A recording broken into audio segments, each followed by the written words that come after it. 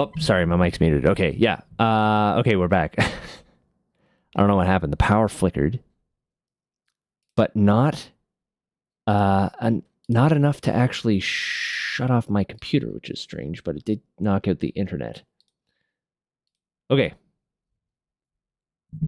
Anyway. Okay, that was weird. All right, where were we?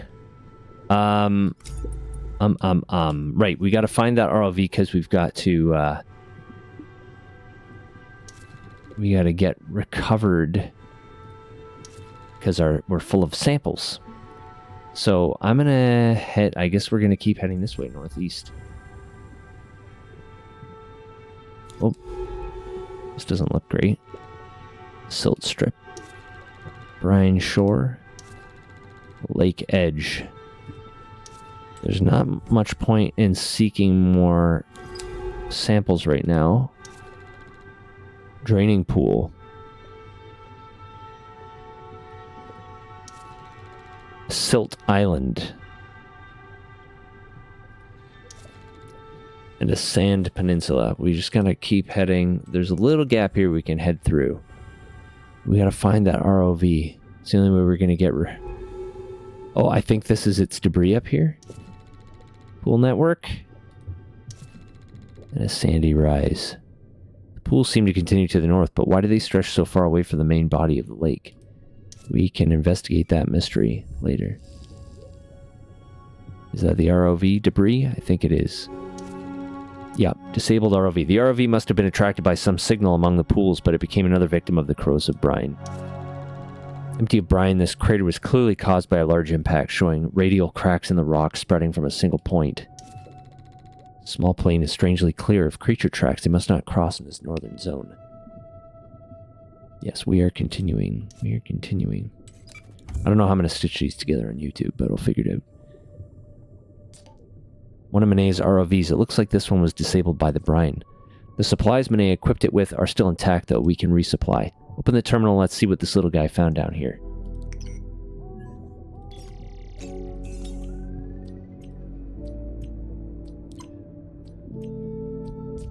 Oh, wow. You found something big, didn't you, little guy? It looks like... Is that a wreck? Incredible. The debris field stretches all the way northwest from here. It must have been large. A freighter or a research vessel? We have to go see this thing. Come, we can head back to base after. No, we have to head back to base first.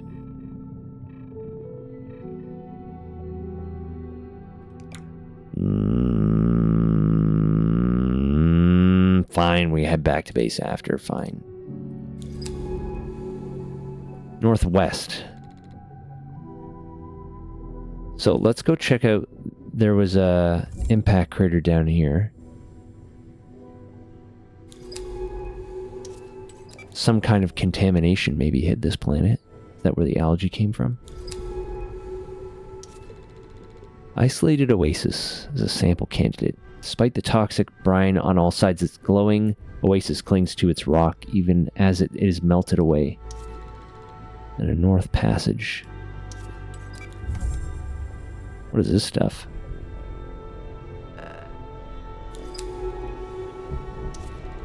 A bright fan. Like the fans found in the bloom, these creatures are fan-shaped filter feeders. However, these variants glow with a cold fire. These fans seem to play a central role in the ecosystem here. I'm going to start recording data. And pale petals. What are these petal-shaped creatures? They only grow around the glowing fans. Let's start logging data. Trefoil petals which gather around the glowing fans of the deep. They angle themselves toward the light like expectant children. Precariously seated among the pools, this fan shows signs of decay, its amber waves of light stuttering and flickering unevenly. Is this weird? Yeah, a little oasis here. And there is a sample. Plant seed of some kind. Okay,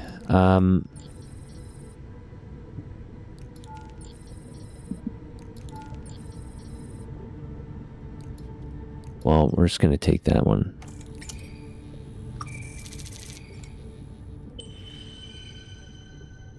And there's more samples up here. There's another sample of this one, actually, but I think we can only fit one at a time. I just tossed it out. Alright, let's go get a sample of this, whatever this is. Mucal tissue. So we have deep pollen, large floating particles produced by deep-sea plants, and fan sheath, the filtering sheath of a glowing fan studded with pollen. Okay. I really do feel like we need to go back.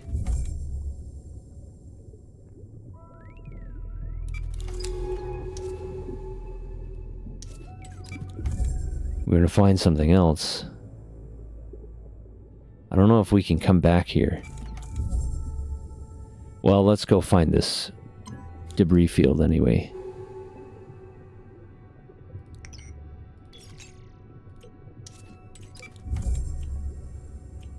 Some kind of crashed ship.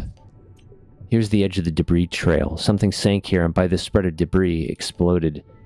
It has been here for years, decades. The metal is corroded to little more than a frame. It means Manet wasn't the first person to come here. Something big happened here. Something no one was meant to find. This huge piece of debris has been distorted and twisted by the brine, leaving it totally unrecognizable.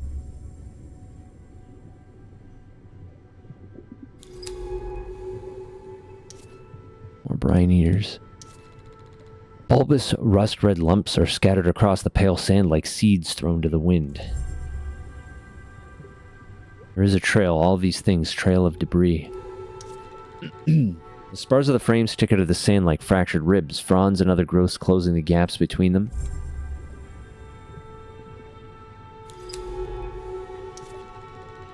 The broad, flat plates of the wreck sit at right angles to each other, forming a complex of angular walls.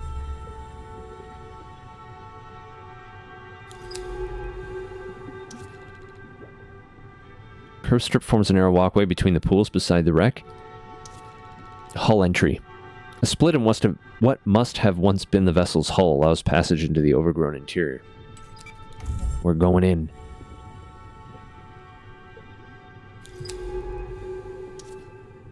More brine eaters. There's something up there. Melted corridor. The brine has left everything but the vaguest shape of the vessel impossible to define. An ovoid creature. These pale, pulsing creatures seem so passive. I'm going to start taking notes on them. These ovoid creatures sit pulsing on the edge of the deep oasis. They are glassy and soft, like partially boiled soft shell or shellless eggs. Weird. You're entering the main body of the wreck now. It's little more than a husk. It is impossible to tell anything from these rusted plates. Whose ship was this? The local ecosystem looks to have been scraping away at this thing for decades. Nothing much left for us. I'm sorry, a husk. This bay, perhaps once a cargo hold, is being scraped away at by frond-like creatures releasing flakes of orange rust into the water. They're eating the metal, whatever it was.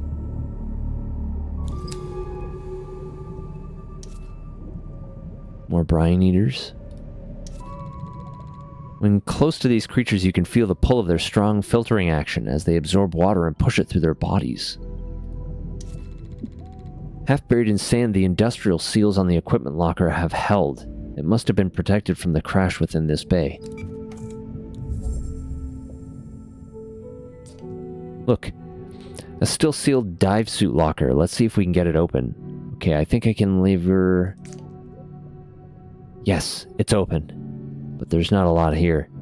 Wait, this cutting torch looks clean enough. With a little work, this could be salvaged. Is this Bicaltech? Hard to tell. Looks compatible with the suit, though. I'll stow it and see what I can do with it when we get back to base. Sweet. It's got a way to cut into that giant jellyfish or whatever. Plates of the wreck... Oh, and that lab in the bloom. The plates of the wreck buckle and bend outwards here, bent away by some huge interior force.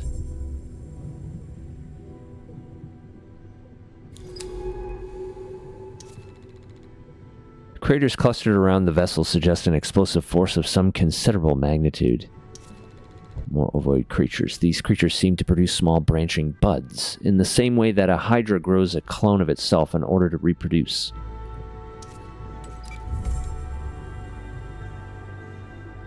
That was a very large brine lake. Most of the wreck must have already been lost to the brine. Only this section remains, precariously settled on a silt bank. Oh, is it moving? Oh, the crab-like creatures. Each one of these shelled creatures seems to have its own territorial loop, an area of seafloor it systematically searches through. It's getting real close to us. Hello.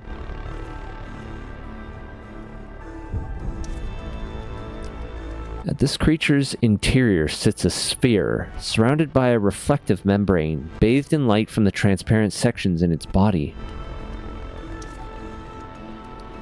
Could this set of seeps have been created by the wreck's impact? Perhaps it breached the bedrock, protecting the methane below. Whatever its origin, the wreck here has become a sanctuary for the ocean's life. There is a beauty to its reclamation. Let's go check out this huge section of craters. Very big. Little island there, with a discarded shell. Crusted shell sits on the edge of the brine pool, its former inhabitant nowhere to be seen. We could sample it here. Alright, let's squeeze through here and grab it. You have to make room. I guess this cap section, which one of these is better for energy? Canopy growth, I guess.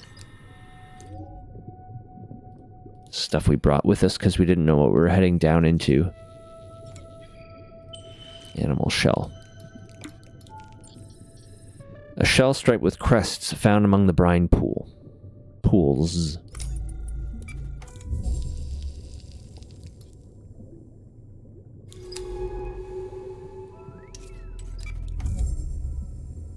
Look out, little crab.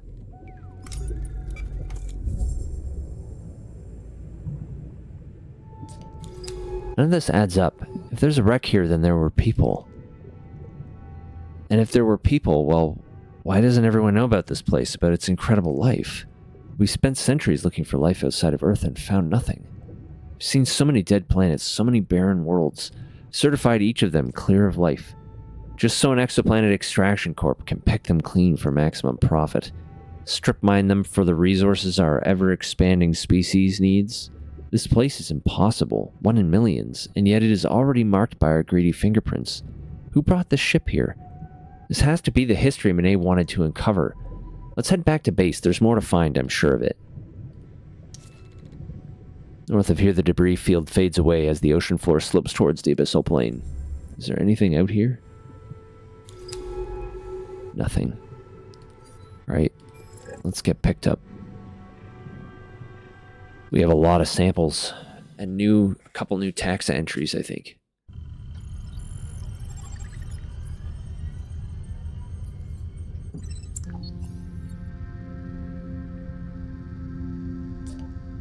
Something has happened. Come to medical now.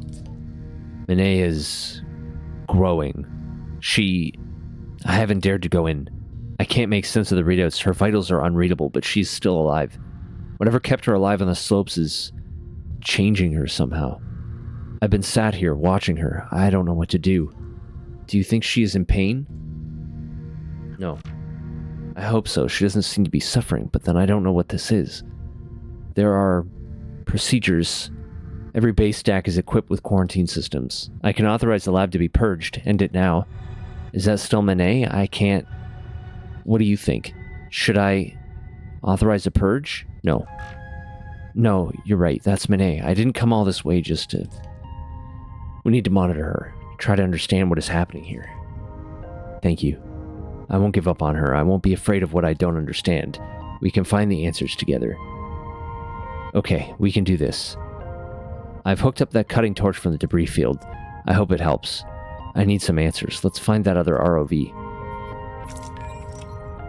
Error. Vital signs unclear. Foreign genetic material detected. Rapid tissue growth. Error.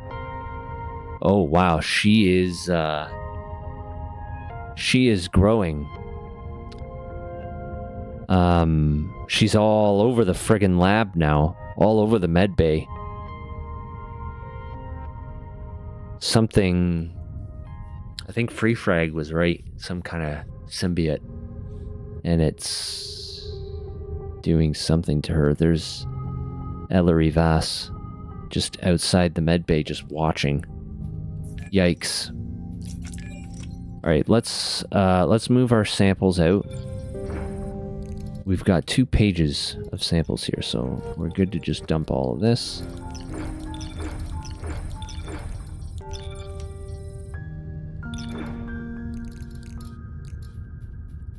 Let's analyze some of this stuff.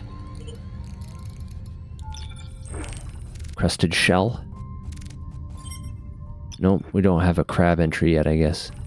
Fan sheath? Nope, nothing for that either. Deep pollen? Nope. Brine mat? Yes, brine eaters updated. Nope, nothing for that one. From the crabs? Nothing from crabs yet either. Is that everything? I think that's all we have. We don't have taxa entries for the other ones yet. Setaphora bristle carriers. We have the gardener and the brine eaters now. Brine eaters are hairy, frond-like creatures that live in clumps around Gliese 667 cc's deep ocean brine pools. Looking like large, dark, overgrown ferns, they sway their branching limbs through the pools, whisking the cloudy brine as they do. Each frond is thick with bristles, which are often caked in a bright orange substance that reacts to the brine on contact, brightening as it does. What exactly this substance is, or does, is difficult to tell, but it seems that the eaters intentionally foster its growth on their limbs, using their matted hair to keep it attached. Individual eaters can be hard to isolate from the clumps they live in, making additional observations difficult. Understanding more about these creatures will require us to gather some samples. Analyzing samples of the bacteria which grows among the hairs of the brine eaters' fronds has shown that it is their main source of nutrition. This bacteria, which is extremophile in nature, is able to metabolize the toxic brine the eater dips it into. The eater repeatedly dips the bacteria into the brine in order to regulate its growth, with each dip causing a rapid increase in reproduction within the bacterial colony. When the eater's limb is thick with orange microbes, it then wipes it across another frond where much of the bacteria is quickly digested by the creature, leaving just enough behind on the limb to regrow the colony. It seems the name brine eater is a misnomer. It is the bacteria which eats the brine, and eaters just consume the bacteria. Interesting. That's like leafcutter ants. Leafcutter ants feed a little bacteria. They cut the leaves, and they feed them to bacteria colonies. And even when the colony moves somewhere else, they will bring the bacteria with them, and the bacteria doesn't exist anywhere except inside leafcutter ant nests. It doesn't exist anywhere else. It's farmed by the ants. They eat the bacteria. Alright, we got a new log probably. Yeah, personal log. 05. Is Monet still Monet? What has this place done to her? I have barely been able to leave the medical level, though I dare not enter the surgery. Did she do this by choice? For those few months on Kepler 62F, it was clear that Monet was struggling with something. We never spoke about it, but behind her intensity lay a frenzied self-doubt. She never talked about her family. All I knew was she was a rare spacer, born out in the black on some orbital military base. Some days she wouldn't leave the berth. She just curled up so small, staring silently out. Would she do this on purpose? Open up her suit and willingly slip into the deep? I suppose it doesn't matter now. All I can do is monitor her. At least I'm not alone. Alright. I don't know what the fuck is going on with her, though. She is all over the med bay. Foreign genetic material detected. Yep. Alright.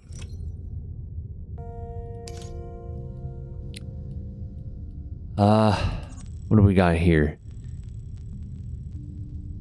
Find some chewed up remains from a live eater. Save us from having to sample a live one. Okay.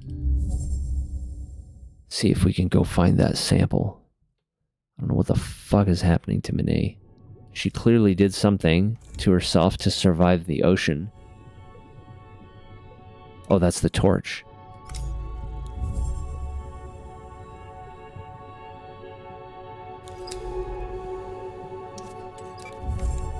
Alright, so I think we want to stick outside the wreck when it asks us to... It's another one of those big guys. Blue smears glow faintly on the remains piled on the Strider's back. Are these bioluminescent creatures or chemical phenomena? Weird. They're like... reverse hermit crabs?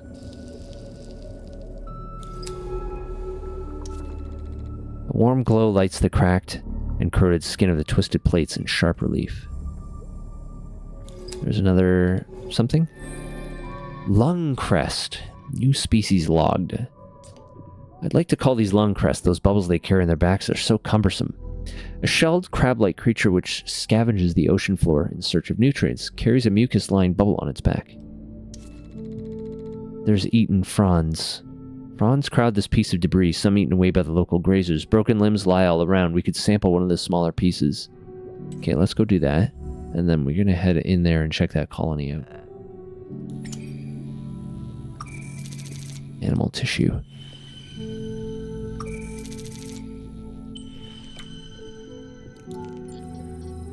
A piece of hairy branch broken off from a creature.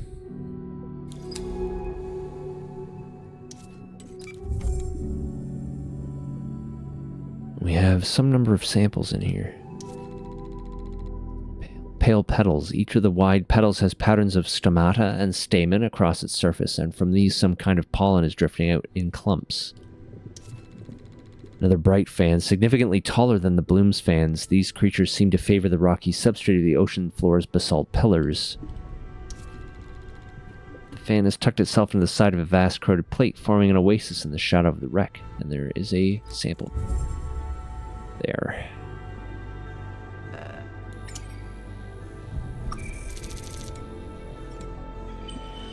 Fan sheath. We have one of those already. Alright, that's it. That's all that was here. But we do have an entry for the crabs now. Lung crests. So we should be able to analyze that those crab samples.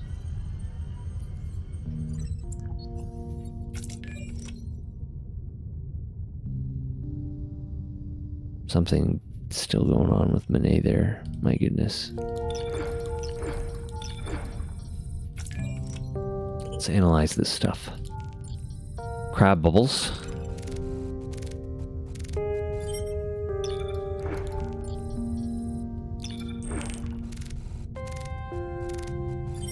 I don't know which one of these was from the crabs. The shell piece, maybe?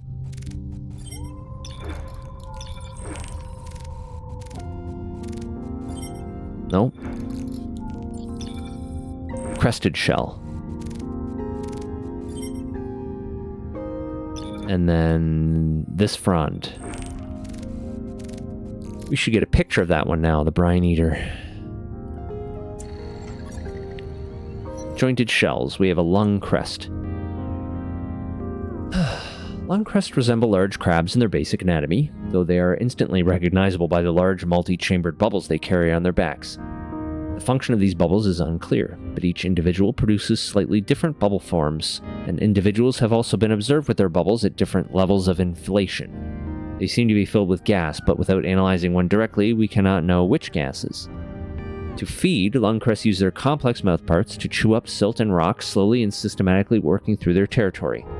These territories seem to be unique to each creature, and I have yet to see one lung crest trespassing on another individual's garden. A direct sample of their mucus bubbles might help us understand more about their behavior.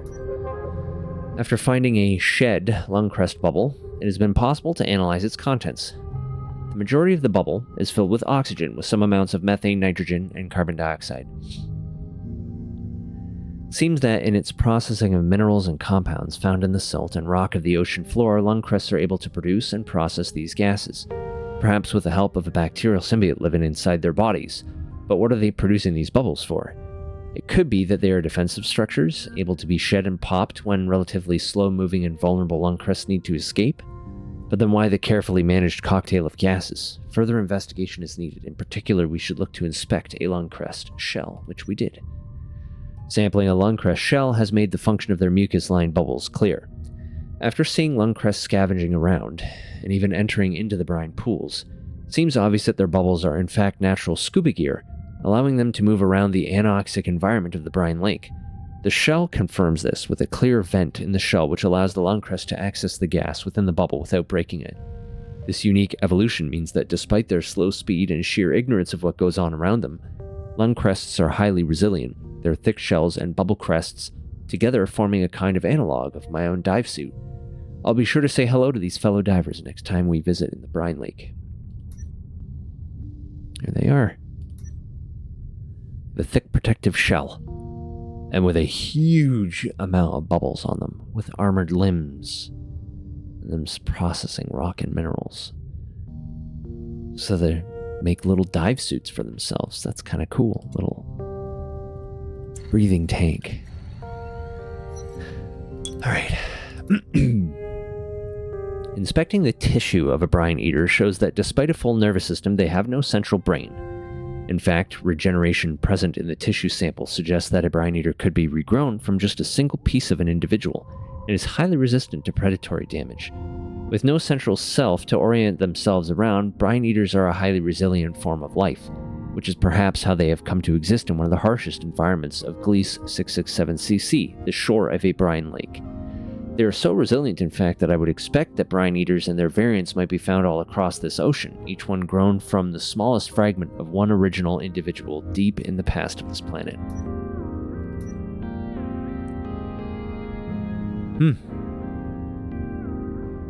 Bacterial growth within the bristle mesh.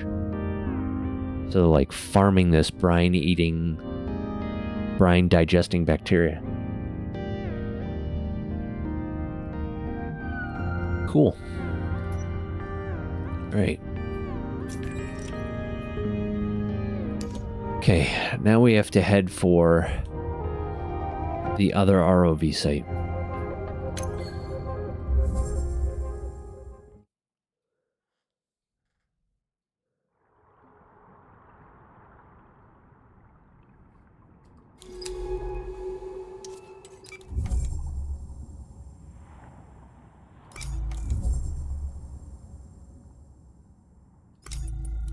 Oh, what's that? Oh, it took off. I'm glad I scanned it before we left. I didn't realize I could scan while moving too. What is that? It looks like a whole menagerie of creatures caught in a silken net. Massive tentacles and growths unlike anything I've seen. It's difficult to understand the anatomy of these creatures just by looking. The group of towers rises toward the pale light, each strata piled with silver silt.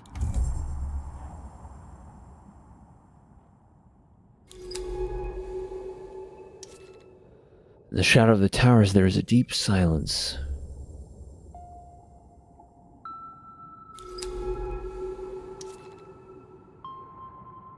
From between the towers, a pale blue light flickers over the rocks. Flanked by the towers, this path leads ever deeper down the slope. Let's head into the light here. Oh, it's more of these. Veils reach out toward the black basalt towers, emanating flashes of cyan light. More veils. We need to be careful. There has to be a way to find the path through. A gap is opened up between the veils, allowing passage between their gauzy bodies. Oh, what's that?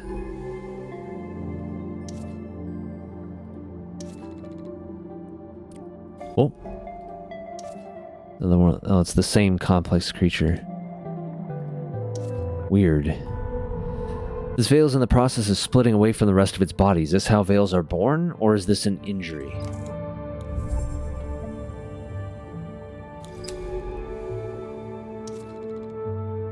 Even on the far side of the tangle, the veil's lights can be overwhelming, multiplying my shadow in all directions. We've got an ad coming up in a minute. I don't know why we didn't get a warning. I'm assuming because the stream screwed up from the power outage. Okay. Anyway, we do have an ad coming up, so I'm going to step away for a few minutes, and I'll be right back.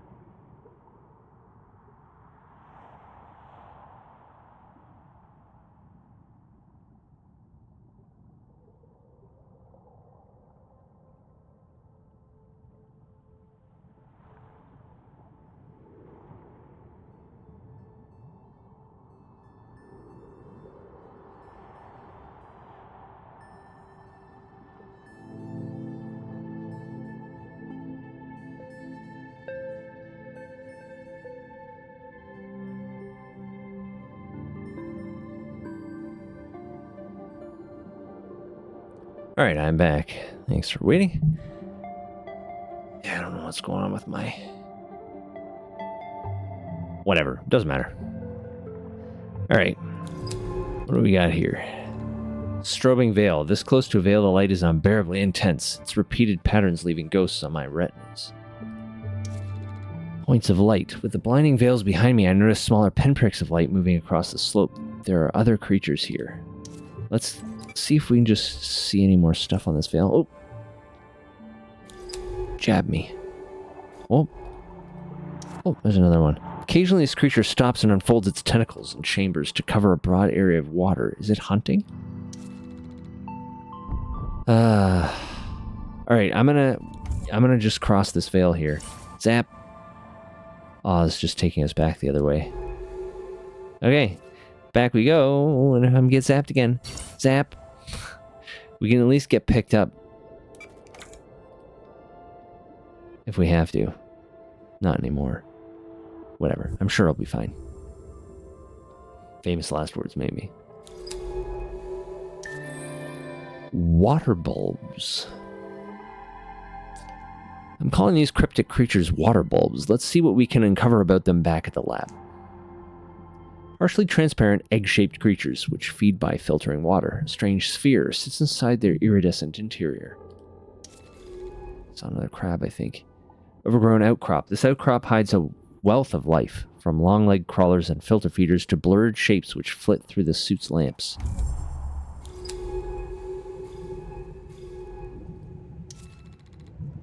More pale petals. Oh, whatever that fast thing took off. On closer inspection, these petals are solid growths, not fragile objects. They sit like thin tree stumps in the sand, each in its own wide stalk. Unlike the blooms fans, these deep water variants are covered with a translucent sheath of mucus which protects their delicate spines. There's another fast creature. A better look at these creatures shows they are swimming with their rear legs while using their tails to propel themselves somehow. Like nautilids, maybe, that have like can fire a jet of water.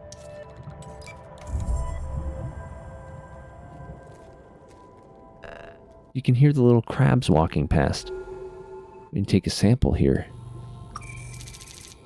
Another fan sheath. That'll help. I think we've already scanned that one. Oh, maybe we haven't, because we don't have their taxa analyzed yet. Cold fire bathers. Bathers. I'm going to name these cold fire bathers as they seem to be strongly linked to the light of these fans. These wide petal-shaped plants gather in groups and grow in the light of deep-sea fans. Their pollen fills the water around each stem. From this side, this arrangement of pulsing and glowing forms nestled into the basalt is a sanctuary of life and warming light. Standing beside these clusters of egg-like forms, I can feel them filtering huge volumes of seawater in pulsing gulps. Let's get closer to them here. Oh, there is a sample candidate there, though.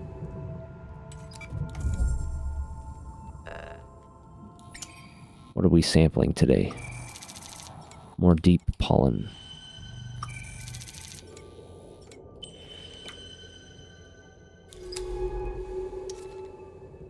Away from the outcrop, the silty slope begins to descend again. Oh, another one of these veils. Large field of veils whose pale blue light appears unpleasantly cold in comparison to the warmth of the oasis.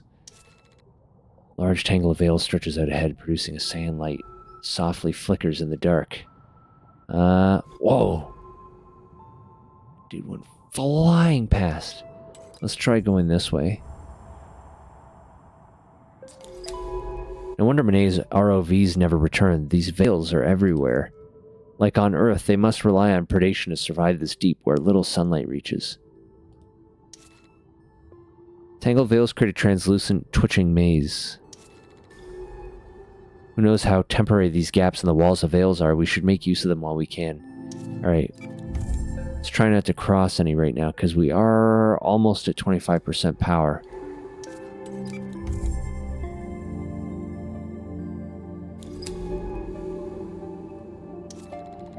These loop veils are carrying a wave of light, that passes from one individual to another and back again. What does this mean?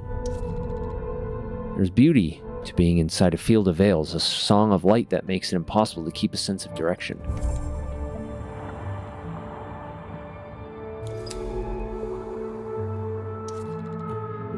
Like city lights beyond a curtain, I can see the warm pinpricks of an oasis behind this waxy veil. Veils here create a set of gauzy walls, closing off the ocean around. Avenue between the veils, flickering shapes caught in the suit's lamps suggest other creatures make use of this safe passage too. So, could I potentially cross this veil here and get to another oasis? A gap in the tightly knotted veils leads to the welcoming amber light of another oasis. Past the drifting sheets, another pattern of light skirts around the edges of the tangle, a mutual predator to the veils, perhaps? Veils are coming together ahead. I hope this gap will remain open long enough for us to pass through. Some creature has shed or lost a segment of its tail here among the veils. It looks small enough to sample. I'd have to cross a veil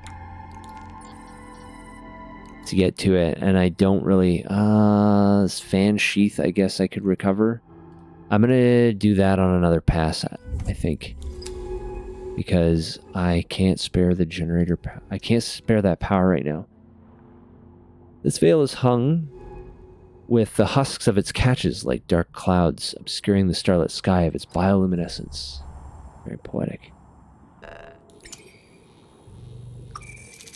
Digested remains.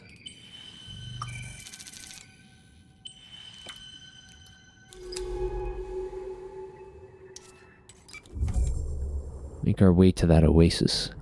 I wonder if the ROV is over here.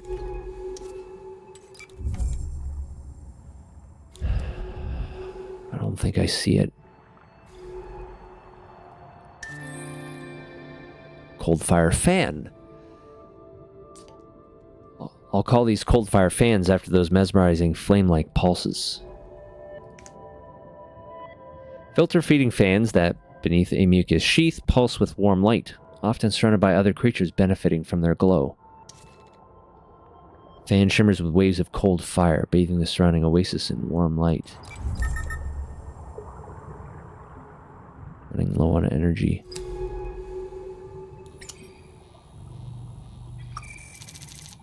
Another fan sheath. Well, I'm gonna process one of these. Maybe I'm gonna wait.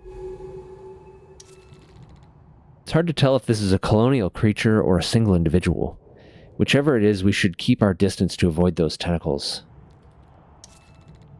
Another garden of creatures rooted into a dark basalt shelf, a welcome break from the intensity of the veil field. Tiny creatures crawl silently along the layers of dark rock, leaving behind small strange marks in the shallow silt piles. Wow, I got a real trouble reading that one. Jesus, there's a sample candidate here.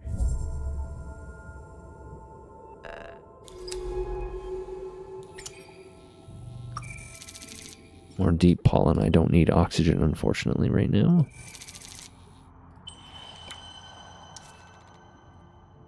Veil seems to sit away from these basalt shelves, preferring to seed themselves in the silty dark between rocks.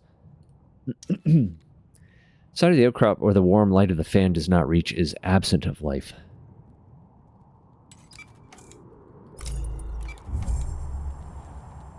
Let's head up to this one and see if there was a creature up here.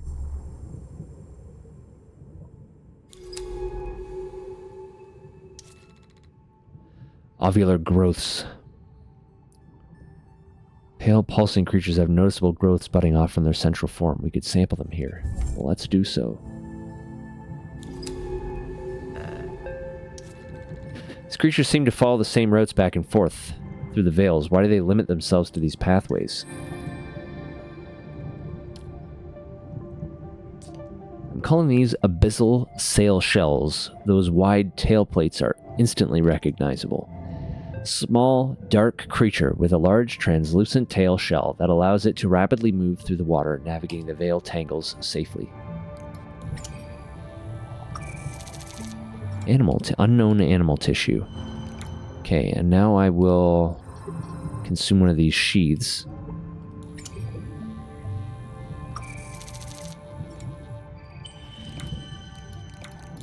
What do we got here? The bud of an egg-shaped creature found in the deep. The northernmost tip of this outcrop of dark pillar rises up, its stacked layers edged with pale silt.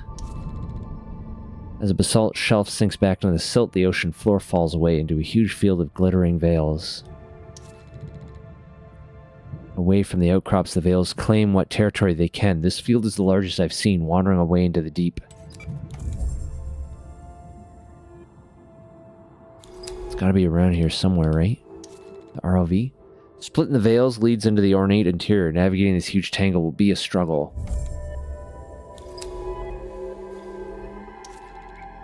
Veils are reaching in towards this point on the ocean floor like vines seeking the sun.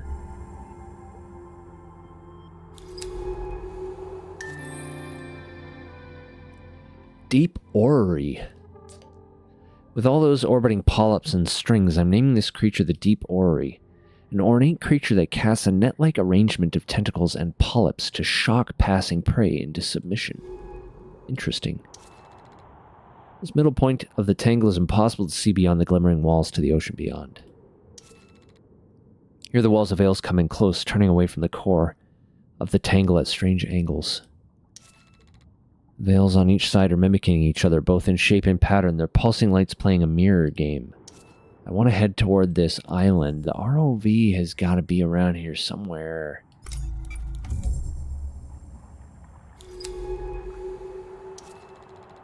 Veil waste pile. Bodies of creatures that were trapped in the veils lie piled in the silt. Veils must pass them here from tangle to tangle. Volcanic shelf. Large basalt pillar sits on the shelf, its dark skin textured by the lights of the nearby tangle. Is the ROV here? Doesn't look like it. The glow of an amber fan and the soft shapes of its petal audience can be seen just behind the black rock. The far side of the veil field, this outcrop sits silently dappled with warm pockets of light. There's a candidate here.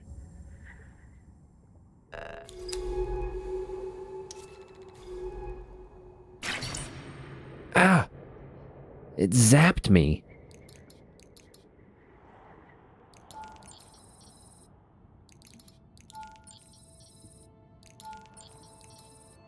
I am having... What am I sampling here? Deep pollen? I don't need any more deep pollen right now. What's here? I know. What about here? A fan sheath, which I could use. So I'm gonna get rid of that and take a sheath before I get zapped again.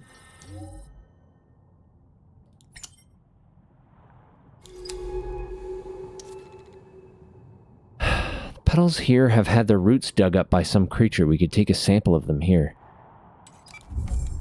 I gotta find this ROV, man.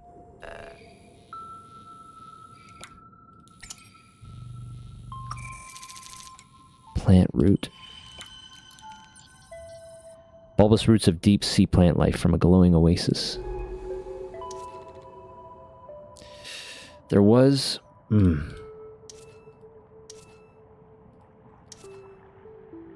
There was that waste pile down here. Don't zap me, bro.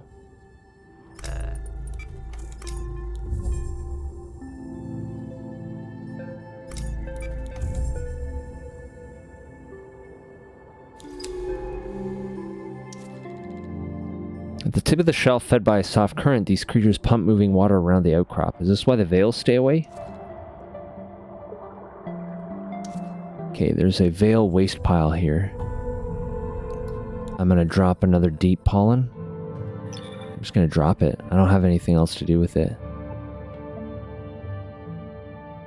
That is interesting. Or digested remains.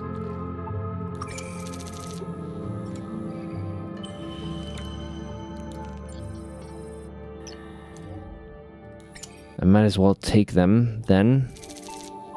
There's nothing new here. But but it will help me get my energy back up. Alright. I want to stay away from these, though. They, like, deploy their limbs and then they leave for a while. Tangle is behind us now, leaving only the dark of the deep ocean ahead. Where is the ROV? The veils thin out, the last of their light falling across the sandy slope as it descends into deeper water. The slope continues its irresistible descent toward the distant abyssal plain. It's gotta be up here, right? There it is, I think. Another shelf appears out of the dark, but nowhere on its surface can I see the warm glow of a fan.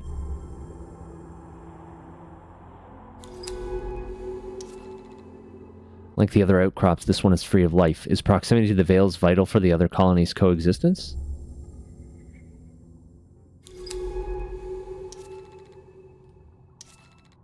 Outside the reach of the veils, the dark, cool water is a welcome change from the incoherent patterns of lights. Another of Manet's ROVs scattered across the outcrop. We should still be able to use its transmission core to reach the base. Right. Here, in the middle of the outcrop, a ROV. This one was carrying a supply cache too. We can recharge and refill our oxygen. Let's access its map data. Open up the terminal when you're ready. Past the shelf, there is only the dark of the descending slope. Alright, give me my power. Burp. And get map data. Seems like this ROV was disabled by the veils, like the other one. This can't be right. The mapping scans report a large physical anomaly just north of here. From the data, it looks like a structure. That's impossible. Maybe the veils fried the sensors? Either way, we should go check it out. Alright.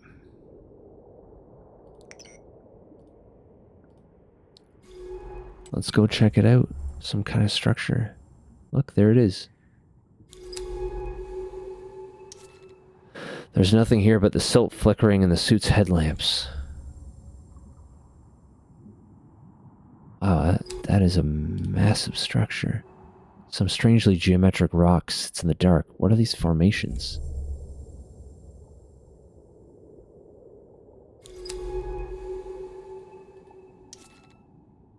A huge flat structure bedded into the seafloor. Could Manet have built this? What are we looking at here? It appears to be some kind of shaft cut into the bedrock. I can't see the bottom. Who made this? It looks like it's been here far longer than anything else. A shaft. A yawning black shaft that descends into the seafloor. An anomaly that must be solved. Is this a good idea?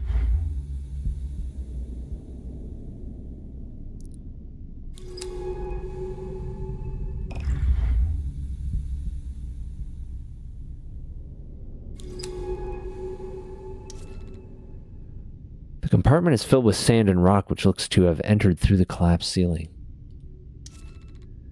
The suit's lamps reveal two dark holes on opposite sides of the shaft, their torn edges thick with crimson rust.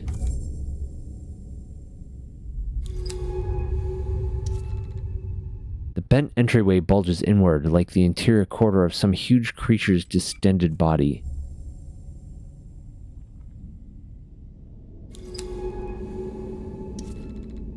Pale polyp. These pale creatures are scraping patterns into the walls. What are they? Let's see what we can find out. This almost motionless polyp with its waving cilia is anchored to the metal plating. Its pale flesh is drained of color. Sand drifts soften the metal room. On the far wall, strange spirals glint in the headlamps as a pale creature obsessively traces their patterns.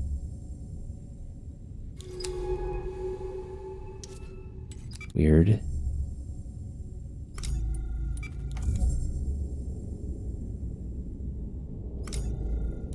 Wait, is there more down? That looks like an up and down. There's nothing that way. We're gonna keep going down. We were at like 1525, I think, when we started.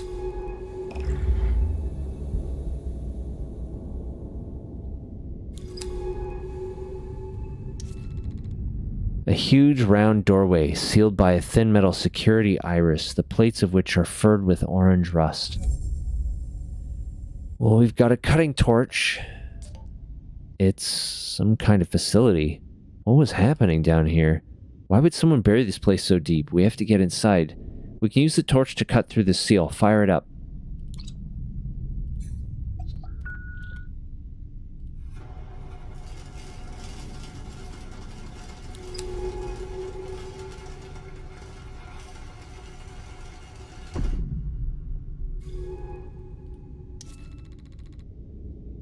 Sand and rock fills one side of the accessway. Dark holes in the walls and ceiling reveal layers of eaten-away piping and ducts.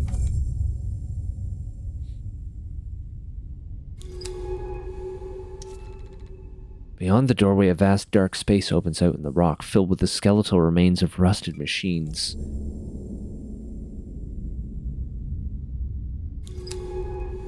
Why did everything go dark orange? The water is filled with red flakes catching in the lamps. From the walls, rusticles hang in lumpen garlands. Oh, is it to make it look rusty? The water look all rusty? This place is huge. How the hell was it built down here? There's very little oxygen for the rebreather to cycle here, so we're running on reserves. Let's move. Once a loading bay or vehicle hangar, this domed atrium is now dark and distorted as huge sand drifts hiding piles of oxidized metal. Above, a huge shelf lurches out the curved roof of the bay, its underside hung with globular orange spines.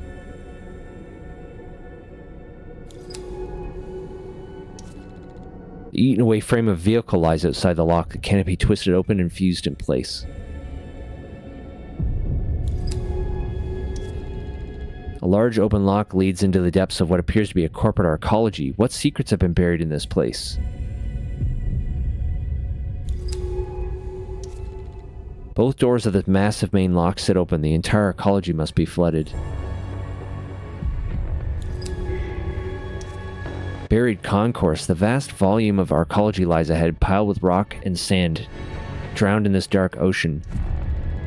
The main volume of the arcology is broken up by low buildings, partitioned away from the space. Were these offices? Homes? What is this? User X Otero, dive recorder, fragment, XO, massive breach, life support will fail in 2 hours. Is there anyone from Baikal on this channel? Please respond. End. So Baikal was here. Those are Baikal markings. What was an exoplanet extraction corp doing here? I worked for Baikal. Manet worked for Baikal. They built this suit. They built the base. They mine exoplanets, skim helium from gas giants. They helped drive forward humanity's expansion. They discovered life here, we would have known. Everyone would have known unless something happened here, something they didn't want anyone to know about. There was something over here. Scans suggest the creature's eroding the surface below through its cilia, absorbing nutrients from the oxidizing metal. These metal walls of this passage are etched with strange spiral patterns. What made these? Some glisten with a thick mucus. Sampling available. Mucal shell. Are any of these worth oxygen now that I need oxygen? Yes.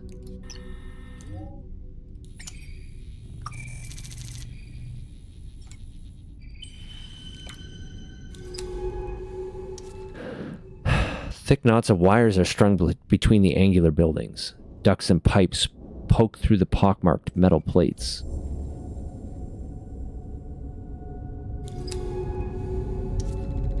The whole facade of this building has been torn away. The rough shapes of metal furniture and tools lie in the sand.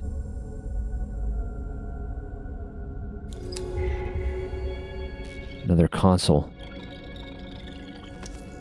User E. Harrison, dive recorder. Deep retrieval needs more repairs. HA. They need to stop pushing so hard. The artificers aren't going anywhere. Distinct shape of a metal desk lies half buried, its surface blurred by a thick coating of silt. Another console terminal. User H. Albright. Say again, Constantine did what? Jesus Christ. Harrison, Site 2 is breached. Power is spiking. The metal walls are buckled by pressure and corrosion, leaving a large wound in the side of this compartment. What kind of accident happened here? The entire corner of the room is piled with tons of rock and sand, leading to a gaping hole in the arcology ceiling above. The angular shapes of heavy machinery are everywhere, their delicate parts fused by corrosion into complex, thick-veined patterns.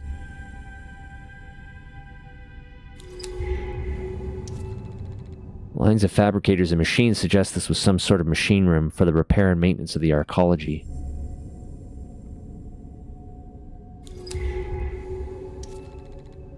Loose wires hanging across the doorway are clumped with fragile lumps of silt like tumorous growths.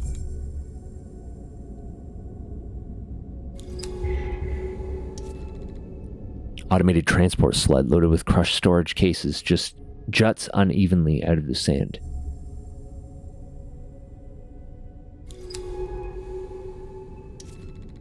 In all directions, huge sand drifts shine in the dark. Among them, the shapes of crippled buildings resemble the remains of a desert city. Passage to the northwestern part of the arcology is blocked by a huge rock slide with boulders strewn across the concourse. There's another terminal there.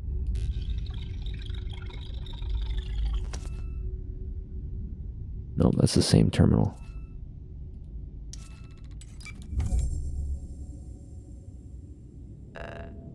Torch available. Alleyway cuts between piles of sand and loose rock sealed up with security iris after the breach. Maybe I should visit this one. I don't know why this one's saying I haven't been to it. Whatever, doesn't matter. Okay, we'll cut this one.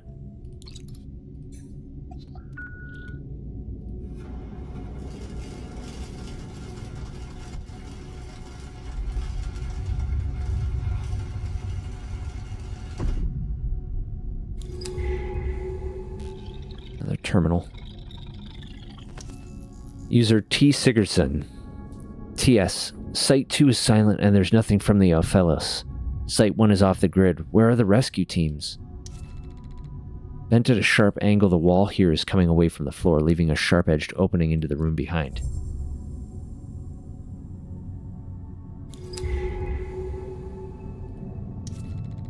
Tables, the disordered rows of chairs. This had to be where they ate, where they spoke. How many lived here?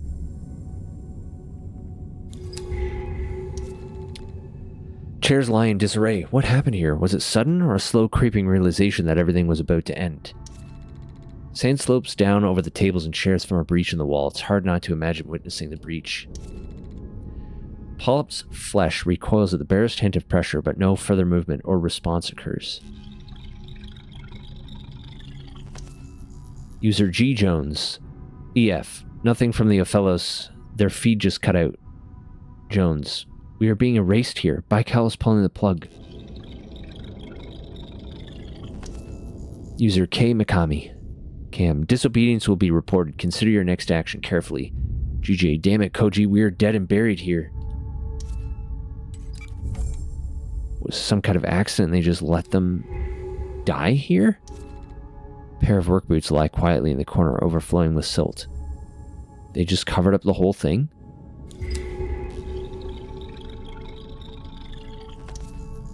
User G. Volkova. The Ophelos is going down? God damn it, what are they doing to my ship? GV, we are leaving, now. That must be the ship that crashed outside?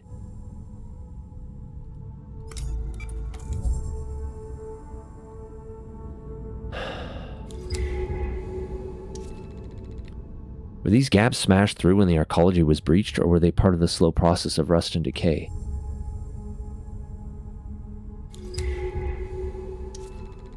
Facility twists away into the dark, drifts of pale sand filling its corridors as if it was an ancient tomb. I think we have time to go this way around. Also, there's more polyps. Spirals have been etched across the surface, representing the polyp's path of movement at the rate of an inch per week. Slow mason. New species logged. I'll call these slow masons for their careful glacial etching into the arcology's walls. They are hypnotic. Slow, colorless polyps found inside the arcology ruins. They trace spirals across the metal remains of the facility, feeding off it. The metal plates here are marked with elaborate spiraling patterns. Their makers, ghostly polyps, scrape back and forth, adding to their work. Slowly digesting the metal. The wall glistens with a thick secretion left by a polyp, retracing the same pattern over and over. We could sample the thick mucus here. Delicious, thick mucus.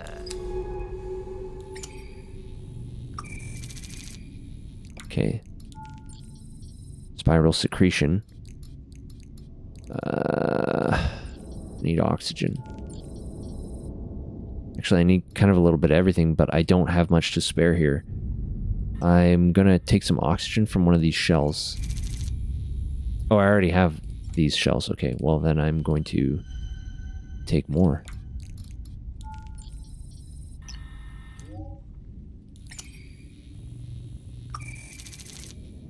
Feed my exploration.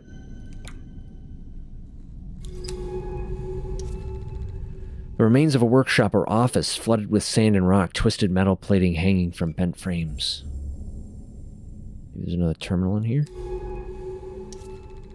Sand has filled this corridor, which looks to have led back into the entry hall. The breach must have been catastrophic. Metal desk pushed against the sand drift. A Baikal branded mug holds a pile of rotting paper from drifting away. There is a terminal. User Kate Suruta. No one is coming to dig us out. Constantine has cost us everything. The entry hall is just breached. This is it.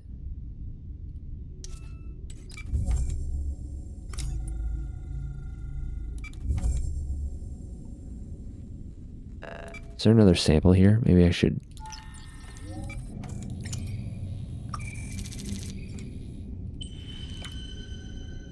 take it also. It really seems like most of the time I only need one sample from things, and if I have to, I could always come back and get more. I'm also running low on power.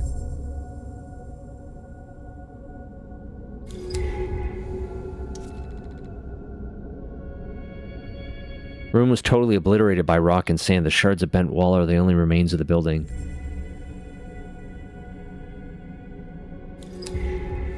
Another terminal. User F. Galarza. I'm sorry, Isabel, for what we did here. Among the sand drifts that fill these 4 buildings are the shapes of tiered bunks. This is where they slept. This place isn't a facility, it's a city. How many more died here? Those without dive recorders? Those buried under rock and sand? Makes my skin crawl. Another terminal. On the still intact berth slide decomposing clothes, a single glove, a pair of round clouded glasses.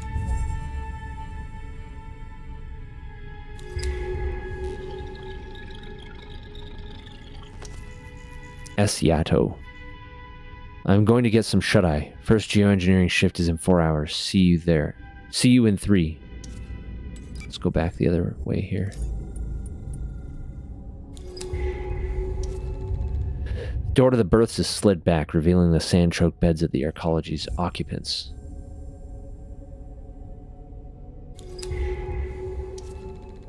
Set of overalls lie flat in the berth, wisps of sediment drifting from their openings. The Baikal logo is still faintly visible.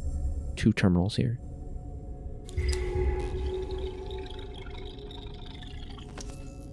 User K. Anderson. You don't know that, Jason. They are going to come for us. No one is coming. We both know that.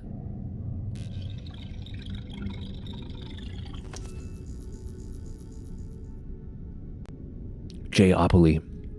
I lied to get here, Kai, and now I'm going to pay for it. K. What do you mean, J.O.? This isn't even my real name.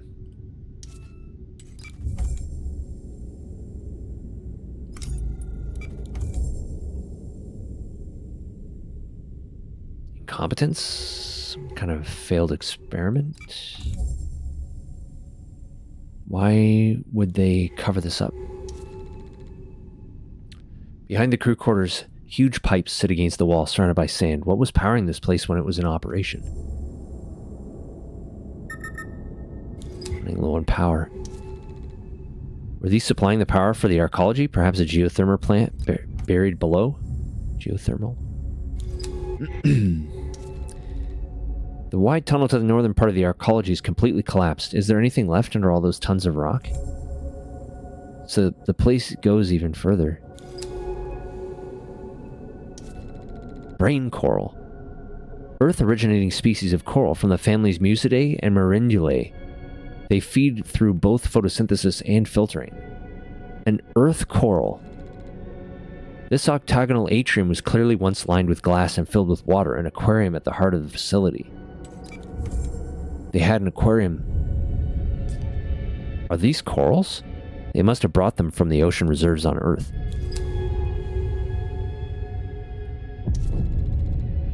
Earthborn corals. These polyps build environments for themselves through the calcareous material deposited as their skeletons. This pipe, now filled with sand, looks like it exploded outwards, taking the glass atrium wall with it. The derelict atrium reaches upwards, its sculpted rock towers rising into the dark. We can use it to reach the upper levels. Glowing fan. The fan seems to have a symbiotic relationship with the corals. It consumes their spawn and they absorb the fan's light. Symbiosis between Earth and alien sea life.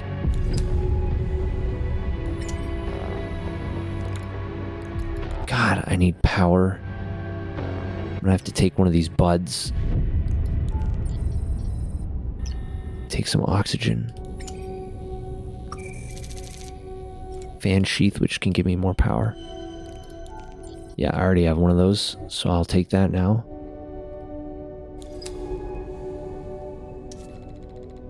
Basalt towers brought from the slopes above to decorate the aquarium, a reminder of the occupants of the ocean above their heads. So there's an up from here. I want to finish exploring this part of the facility first, before we go up. A ragged split in the atrium wall is lined with rust, leading through into dark, particle-choked corridors.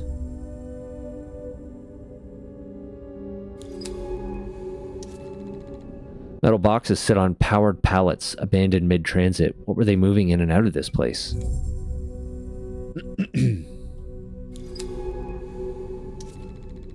Rock and sand covers the rusted metal of the arcology so completely it is hard to know where the facility ends and the caves begin.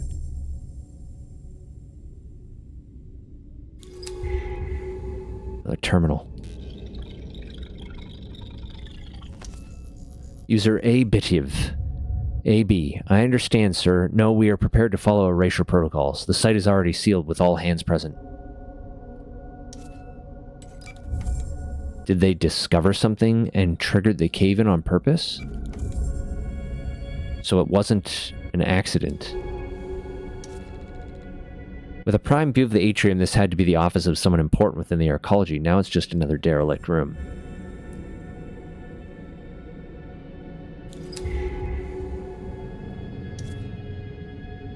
No, that seems to be it.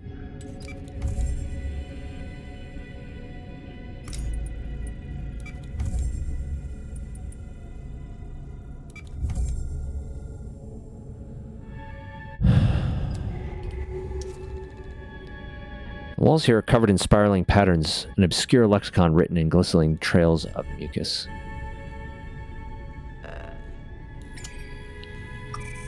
More spiral secretions for oxygen.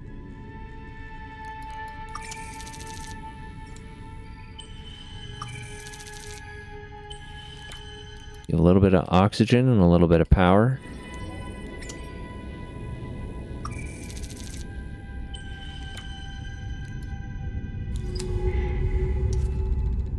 Here the collapsing arcology walls have broken through into an existing cave complex deep beneath the ocean floor.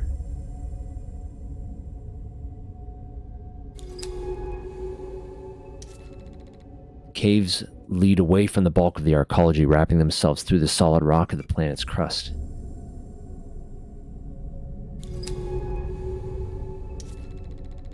The sand filling this tunnel turns it into a dark horizontal slit, but I can detect a current running into it. How deep do these caves lead?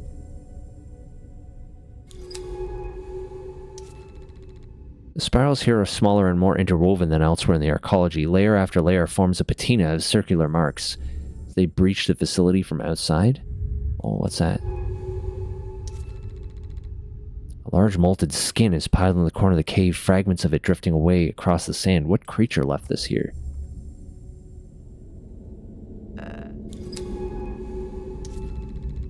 The caves look ancient and deep. Is this where the creatures now inside the arcology came from? Did the breach release them? Unknown animal tissue.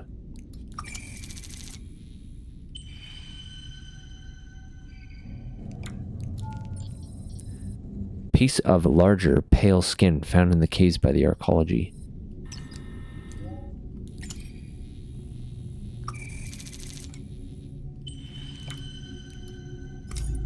Anything down here? Probably not. Oh, maybe. No. Okay. Let's head back and up into the arcology. Higher level of the arcology. So they found something, and someone triggered an erasure protocol, sabotaging the arcology and killing everyone inside, destroying all the evidence. They even crashed their ship intentionally. What did they find here?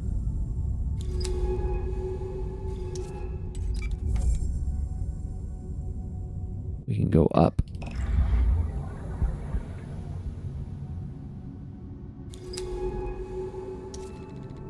Eight broken windows stare to the atrium into the upper floors, where white paneled walls resist the rust.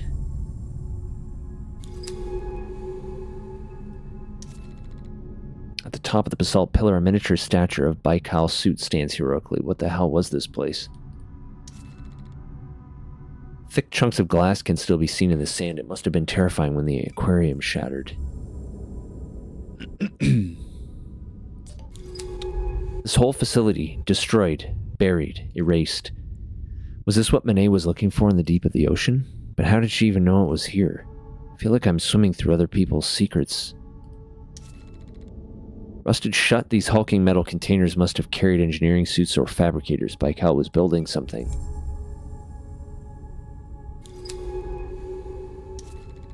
The entire ceiling of his lab has come down, filling the chamber with sand and rock. No one could have escaped.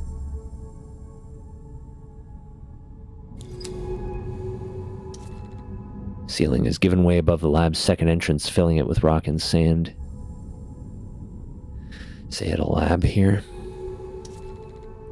Aquarium glass of the atrium is shattered, leaving only glinting shards in the orange rust-stained silt. More terminals. Around the atrium, some of these seating areas remain, flooded with sand. It's easy to imagine lab techs meeting here.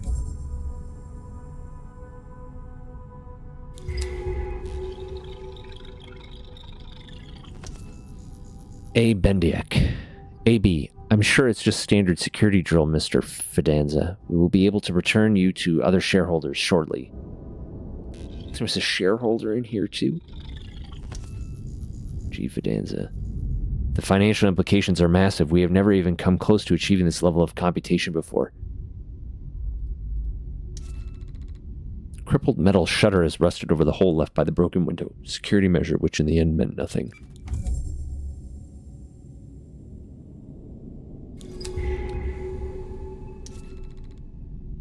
Transporter has spilt its load of biohazard containers in a faded but unmistakable neon yellow. What was happening here? Ceiling here bulges with the weight of the rock above the walls, of sand curling inwards.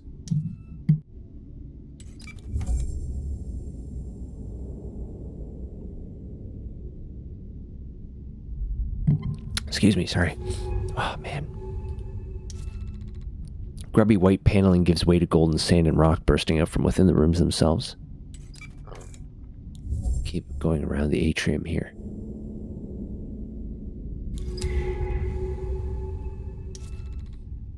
Struts supporting the window have corroded away, their uncoated metal now furred with rust. Even in its sorry state, the paneling and double ceiling lock suggest a Baikal lab. Machines glint against the wall. There's an uncovered lab there. User K. Rome. We owe the artificers nothing. We can't even prove their sentience. They're a material, one Baikal has every right to exploit. Oh. Alien intelligence? This side of the lab is layered with sweeping sand, covering the layers of ornate machinery. They're trying to cover it up? Here the wall seems to have breached through to a cave system opened up during the breach. Maybe we'll go that way, I don't know. Cave goes down here.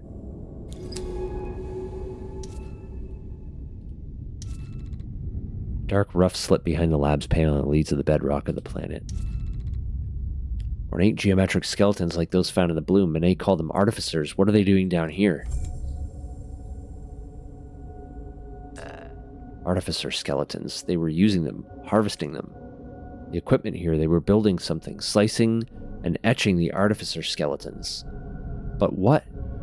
Can these geodesic spheres really be valuable enough to build a whole arcology around? And then to bury it? So I could take one of these molted skins. I already have some of these back at the lab, but I can definitely take some oxygen here.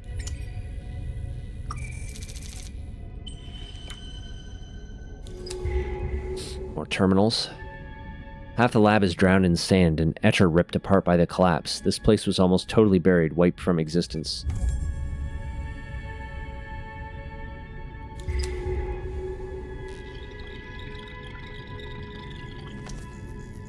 V. Kobek. VK, protect the specimens. These skeletons alone are able to correlate millions of qubits. They are irreplaceable. E. Santiago. Yes, we have to power down. If the shielding is breached, it could blow out the whole facility. Start shutdown now. Sealed cups still sit on the surface. Stylus is buried in layers of silver silt. Hardware corroded into lumpen piles. They were using them for computations. This was a computing lab. All these machines are for hardware fabrication.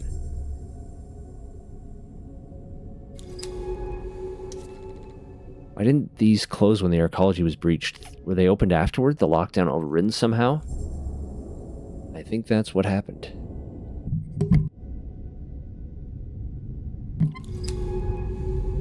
Stupid allergies. Ugh. Security locks lie wide open, giving a clear view of the laboratory equipment beyond. There's stuff to the north as well. Unlike the lower level, the walls here have resisted the corrosion. They're matte white, covering stained with orange, but unbroken. I don't know how much longer I can stay down here. Huge entryway suggests this is the complex's main lab. Faded Baikal markings explain procedures for entry and decontamination. It was a big wall. While the main locks are open, the entryway is sealed with a hastily installed security iris. We should be able to cut through.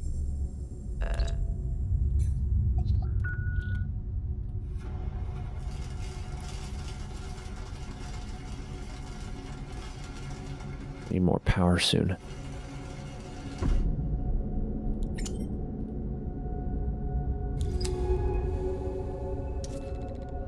Glass door here was violently shattered by the breach, breaking open what looks like a clean room.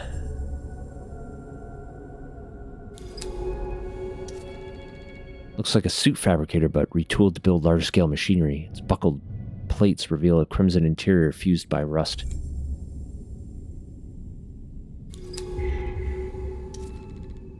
Like blocky coffins, these containers are still used by Baikal to ship their suits to active facilities. These are empty.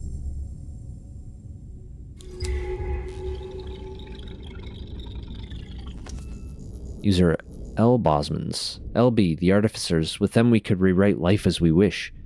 AN, we could rewrite it to endure Lucas, to surpass us.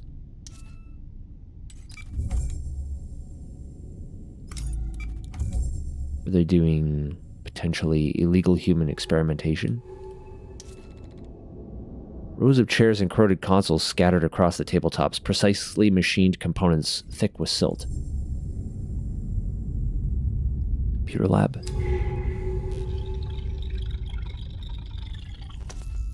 User L. Fiorentini.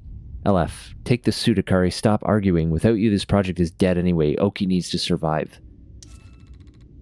Lightweight lab suit sits propped in a chair. Sediment drifts from gashes in the soft material. Hollow sockets in the helmet faceplate.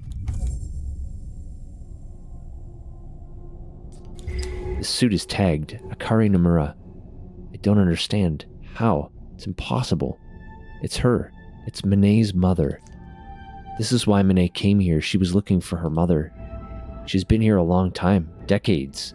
Has Mine been looking for her all this time? God, Mine, why didn't you say something? Anything? I can't. Give me a minute.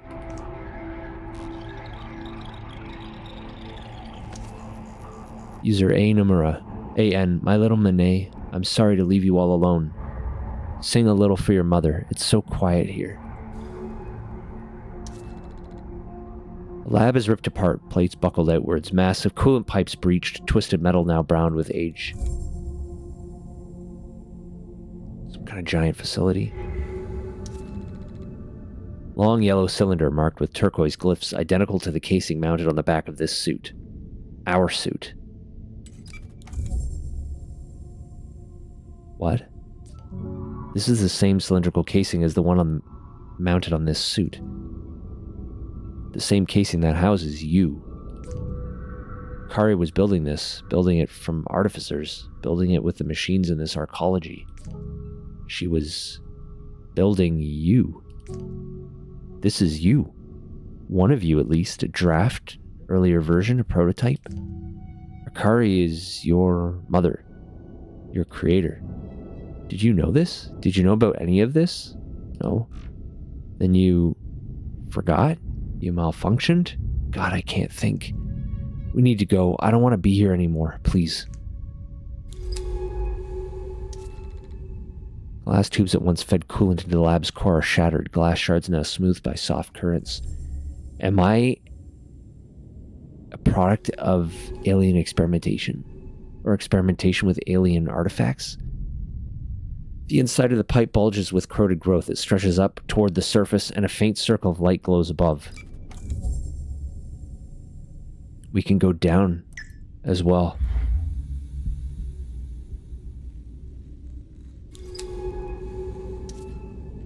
Another slow mason. That's it? That's all that's down here.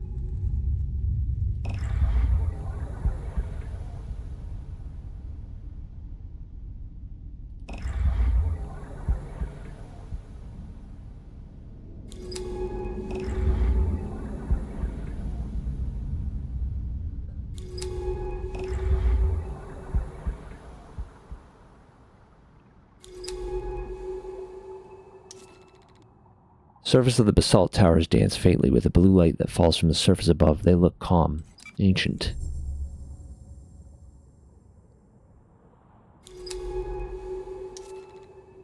Slopes descend into the dark ahead, their silver silt, a single plane leading towards an inevitable end. We are out. I don't know what to say. We are still in range of the ROV on the slopes. Call for pickup. Let's go home.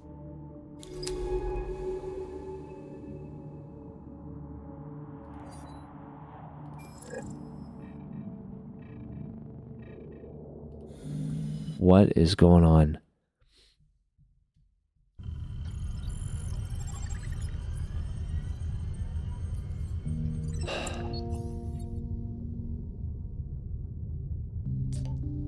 You're back. I'm down in medical. I disabled the quarantine. It's beautiful in here. Oki? Is that your name? Yes. I like it. Despite the history. Listen, I don't know what you're thinking right now, but I wanted to say I trust you. I don't know what you knew about the arcology, about Baikal's history on this planet. Even your own history. But I do know that you helped me, you protected me, you guided me. I owe you for that, no matter where you came from. You didn't choose to be created like any of us, but this place is your home. You are made from pieces of this ocean, from pieces of its past at least. I'm learning not to be afraid of the past.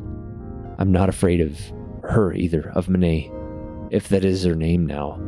I think she must have found something among those skeletons in the bloom, something truly alien. It changed her. It continues to change her. But perhaps that is what is needed. Change. I found something I think you need to hear. I've been going through the archaeology data, and it wasn't the only facility on this planet. There were 2 other sites, 2 other Baikal facilities. We need to find them. Baikal was up to something on this planet, something bigger than just AI research. I don't want to look away. I want to see what Baikal did here with my own eyes. I've marked the site's coordinates on the dive map. We should be able to cut our way in. This is not just about Monet anymore. It's about Baikal. It's about what happened here. This is about your history and the weight it carries. I'm ready when you are. Unidentified subject. Data breach detected. Signal something corrupted. Ellery?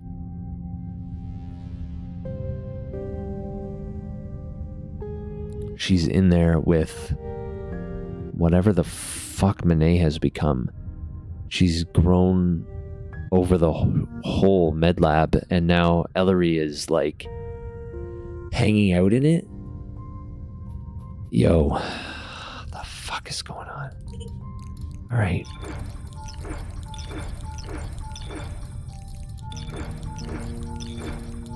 We have a bunch of samples now. Let's look at some of this stuff.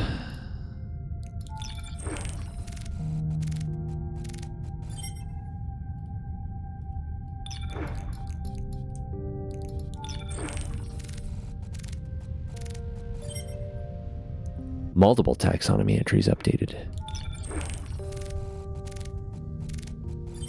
Nothing for that fragment yet.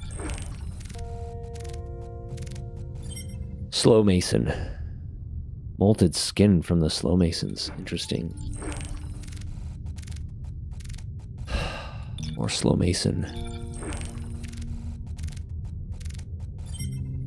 Cold-fire bathers. Ovoids. Water bulbs. And I think the brine shell we already tried scanning. There was nothing yet. Yeah.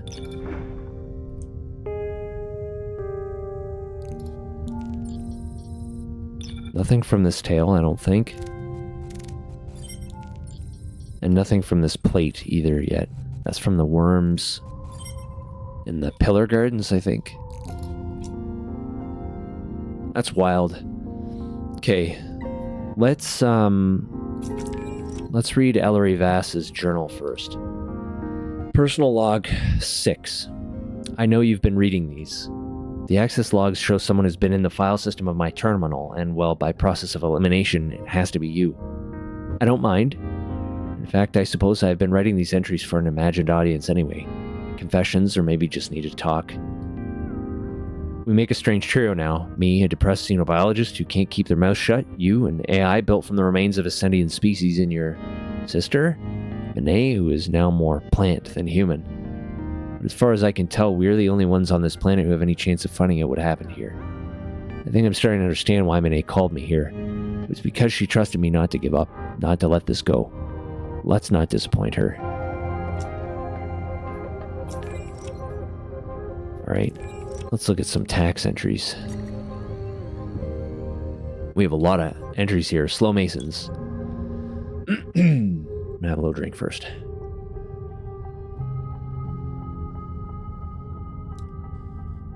Alright. Slow Masons are colorless polyps covered in waving cilia, which etch elaborate spirals into the facility they feed upon. These pale, formless creatures are solitary, but not exclusively so. Some accumulate together in groups, hugging against each other's mass. There appears to be no obvious chemical exchange or communication within these groups, but perhaps the patterns they form as they eat serve some social purpose? Their exteriors show frequent evidence of consumption by other species, with no obvious method of defense. Upon being threatened by pressure, the polyps recoil, but do not appear to possess the ability to flee rapidly nor fight back. Perhaps sampling their secretions might help us understand the underlying patterns. Analysis of the patterns secreted by the slow masons suggests something close to rudimentary communication.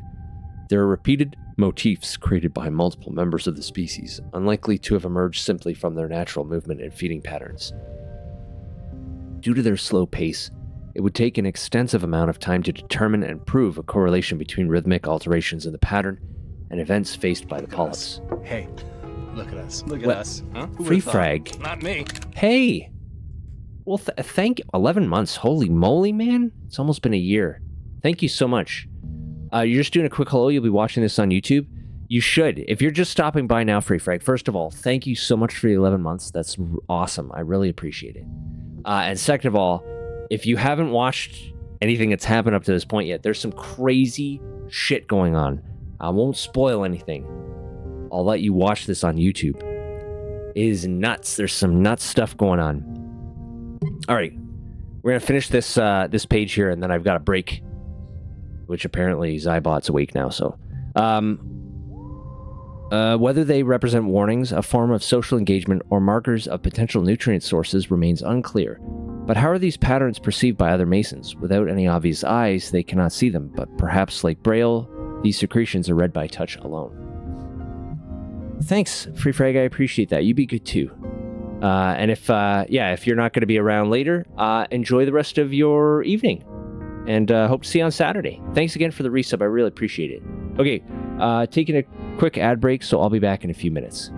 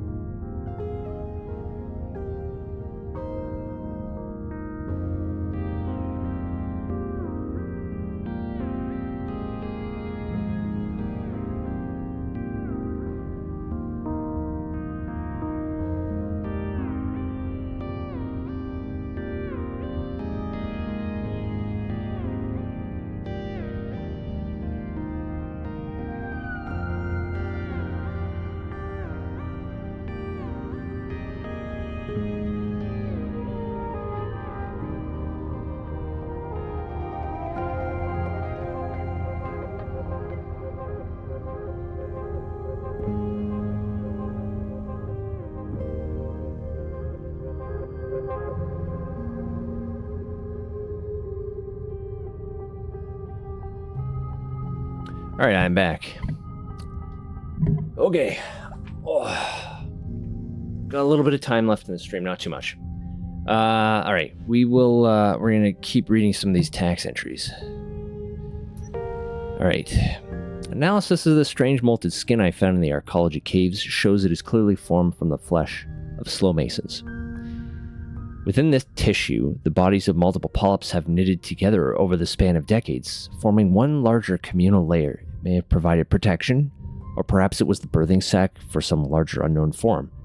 Shed skin can represent evidence of renewal or transformation. Perhaps the polyps are not mature, but are a larval stage of the species, with each member uniting to form a larger being. As of yet, I have found no trace of this matured form of mason, but the cave networks of the ocean floor could hide many creatures that could easily evade discovery.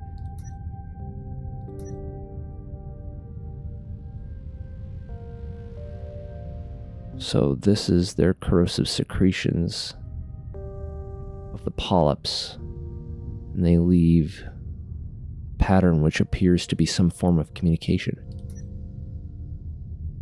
Interesting. We have abyssal sail shells. These shelled creatures with their large translucent tails are surprisingly fast for animals of their kind. Occasionally spotted weaving between veils in the deep, they use this speed as a way of evading the slow-moving tangles.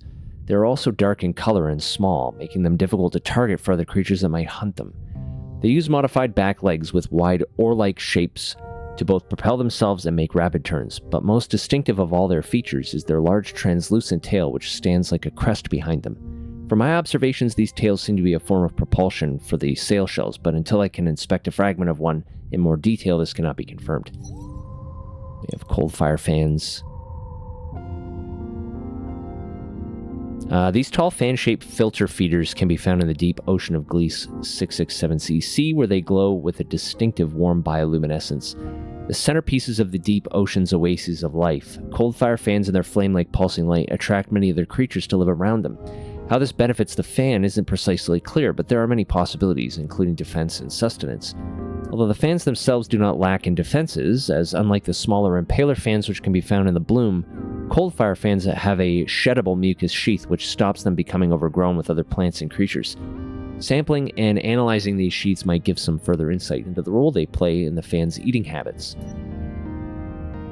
Getting hold of a cold fire fan's sheath has brought many other samples with it. The sheath itself was covered in pollen, microbiological colonies, even fecal matter. It seems that the sheath acts as a barrier for large particles, blocking them from reaching the fan's spines, while smaller particles pass through and are digested by the fan. The fan's light is then a beacon, specifically intended to bring creatures into its glow, benefiting the fan with a resulting increase in particles in the local area. The sheath stops this from becoming overwhelming for the fan and can be shed in order to protect it. The patterns of the fan's light remains mysterious, though. Why does each individual display different pulses and waves at different times? We have water bulbs. Water bulbs are pale, soft, egg-shaped creatures with transparent sections in their outer membrane. Water bulbs filter water through their interiors, which are hollow, apart from a single gelatinous sphere which sits at their center. Their anatomy is so unique it is difficult to understand exactly what these incredibly passive creatures are doing. They seem to have small, stump-like legs at their base for stability, but it is unclear if they can use them to move. Water bulbs seem to simply sit and filter water while bathing in the pale light at the edge of the fan oases. Perhaps we could understand more by analyzing the petal pollen and other particles they seem to absorb when filtering the oasis water. The analysis of petal pollen, which reveals them to be water bubbles with a skin of waste matter, fails to add much more to our understanding of the water bulb. It's clear that they gain nutrients and perhaps some of the oxygen housed in their interior from their consumption of the pollen, but unlike the glowing fans, they don't seem to be reliant on it. Instead, they display a surprising level of passivity. While absorbing and filtering much of their local environment, they seem to be without predators or prey and are ignored by many other life forms. I have noticed that some specimens have buds. Small growths would suggest they are growing clones of themselves to reproduce. Perhaps by carefully sampling one of these buds, we might get a miniature picture of the water bulb's anatomy. Analyzing a water bulb bud has provided an important insight into their anatomy.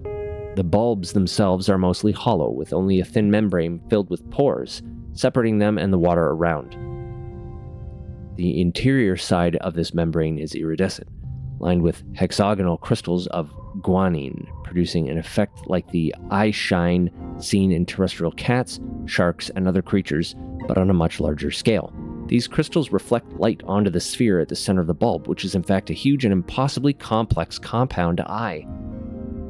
This eye can see in a broad spectrum of light, including UV and IR, with at least 36 different photoreceptor types.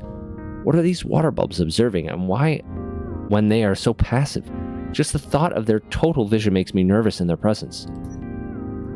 It's a giant eyeball?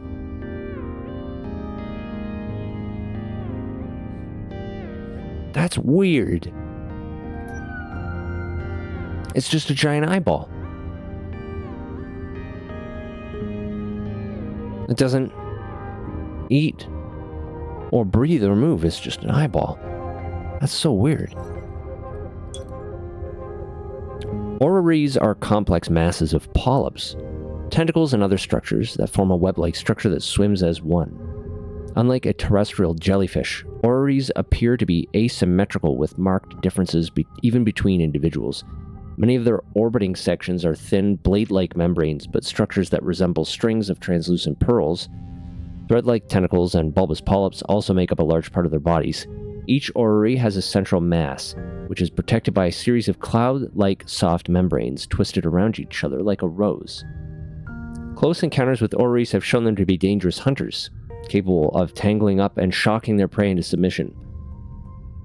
They also deploy shocks as a defensive measure when faced with larger creatures, like me. Perhaps further study of their prey may help. We have a cold-fire bathers. Cold-fire bathers are pale, thick-stalked trefoil plants found in the deep of Gliese 667c's ocean. The only known specimens currently identified have all been found gathered around glowing fans, basking in their warm light. This suggests that the bathers are photosynthesizing this bioluminescence in order to live, and therefore cannot live outside of the sustaining glow of the fans. This has a knock-on effect for other life, as groupings of bathers then attract other creatures, perhaps to feed on or hide within them. The bathers also seem to produce a type of pollen made up of small particles that float on the deep water currents. This may well be a seasonal or rare event that my visit has happened to coincide with, or a constant state. Further study of this pollen would be desirable. Analysis of bather pollen has shown that they are released around bubbles of oxygen, a waste product of the plant's photosynthesis. These bubbles are surrounded with a layer of pollen particles which weighs them down so they do not immediately rise to the surface. Instead, these bubbles drift through the water near the bather, and in many cases settle on the nearby fan. The fans then consume these bubbles, absorbing both the oxygen and pollen along with anything else which reaches them. This direct exchange of energy and nutrients makes the fans and their bathers closely linked, a strong bond formed under the principle of mutual gain. The sample we acquired of a bather root network shows the presence of bulbs within their root network. These bulbs appear to be a way of the bathers storing the energy gained from their photosynthesis of the fan's bioluminescent light. Concealed in rocky cracks and the softer silty substrate of the sea floor, they must allow bathers to outlive fans which die off or stop producing light. This suggests that despite appearances, it is not the fans which maintain the bathers but the other way around. The bathers then, despite appearing like worshippers of the fans clustered around their bases, create the conditions for the fans to grow within, ensuring themselves a regular supply of light in exchange for oxygen. In a sense, the fans are their captives. Interesting.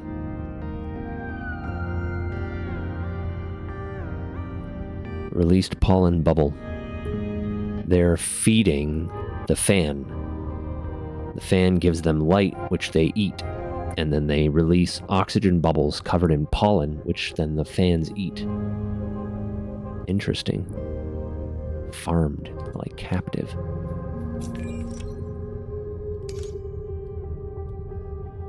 Okay. Just want us to... Oh, there's a lot of stuff here. A lot of samples.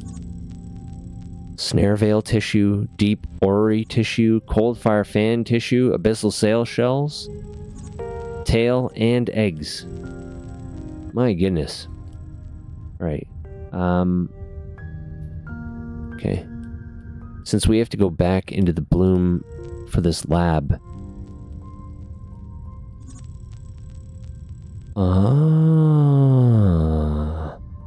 One of the Baikal facilities in this area, it is labeled Site 1. Was this the origin of everything that happened here?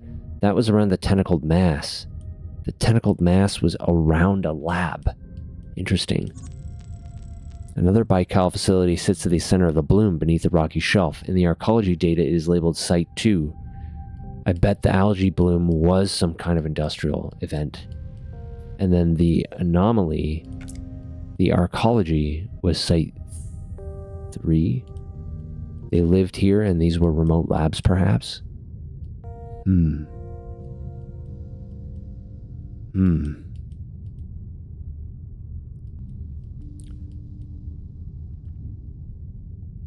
Very interesting. What the hell were they doing on this planet? Why didn't they tell anybody? Something's going on here. Weird. Anyway, that's all for tonight's stream. I have to go care for my animals. But this has been a very interesting session.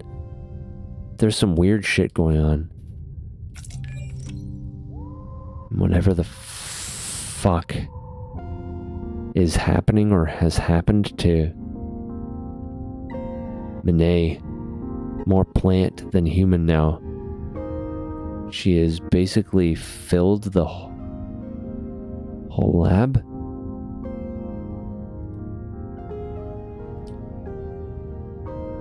I don't know what's going on. Okay, well, there's some weird shit happening here.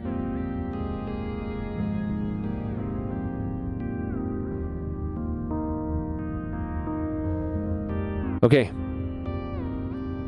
Well, that's it for tonight. Jesus. I'm very anxious to continue and find out what's going on here. I don't know how much of the tax that we have. We don't have the solar stuff. Tidal generator is only running at 34% efficiency.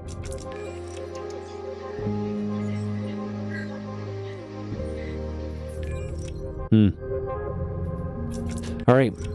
Well, we will be back on Saturday morning, 9 a.m. Eastern, and I will pick up where we left off here. I think I don't know. There's a lot to learn here. There's some weird shit going on. Okay. Thanks for watching. Free Frag. Thanks again so much for the 11 months. Absolutely crazy. 11 months. I can't believe I've been going that long, even. Crazy stuff. All right. Thanks everyone for watching. Thanks for your support and your care. I wish you all a wonderful rest of your week. I will see you on Saturday. Be good to yourselves and each other, right? Take care. Good night, all.